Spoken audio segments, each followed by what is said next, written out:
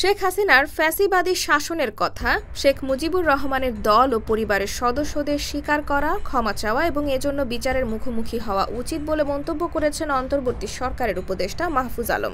তিনি বলেছেন, তাদের আরও উচিত মুজিববাদী রাজনীতি ও শেখ পরিবারের বন্দনা পরিহার করা। জনপ্রিয় সামাজিক যোগাযোগ মাধ্যম ফেসবুকে দেওয়া এক পোস্টে মাহফুজ আলম এসব কথা বলেন। তিনি আরও বলেন, শেখ মুজিব ও তার কন্যা শেখ হাসিনা তাদের ফ্যাসিবাদী শাসনের জন্য জনগণের তীব্র রাগ ক্ষোভের মুখে পড়েছেন। তাদের মধ্যে একমাত্র পার্থক্য, শেখ মুজিব একসময় পূর্ব বাংলার গণমানুষের জনপ্রিয় নেতা ছিলেন, যে জনপ্রিয়তা হাসিনার ছিল না। জনগণ পাকিস্তানি নির্যাতন নিপীড়নের বিরুদ্ধে শেখ মুজিবের নেতৃত্ব অনুসরণ করেছিলেন, কিন্তু ৭১-এর পর তিনি নিজেই একজন জালিম হয়ে ওঠেন। মুজিববাদের প্রতি তার সমর্থন ও পৃষ্ঠপোষকতায় ৭১-এর পর পঙ্গু ও বিভক্ত হয়ে পড়েছিল বাংলাদেশ।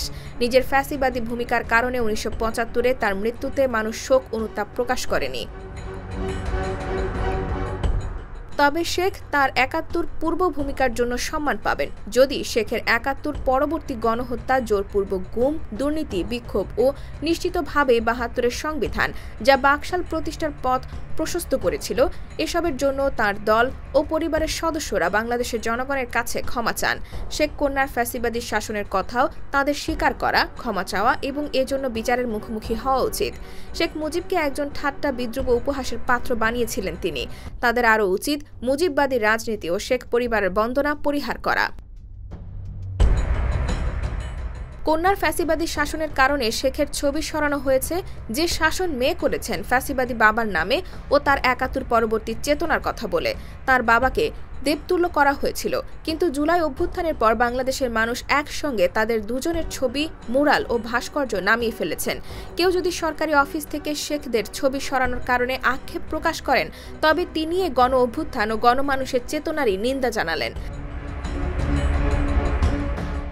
আমাদের মনে রাখতে হবে, ইতিহাসকে মুছে ফেলা যায় না।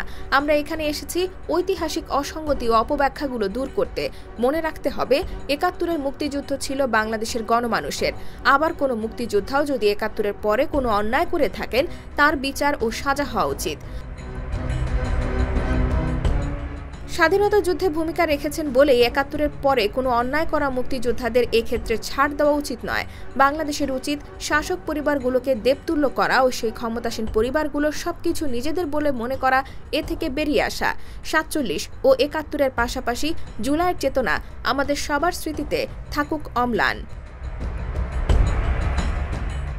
IBTV USA, new York.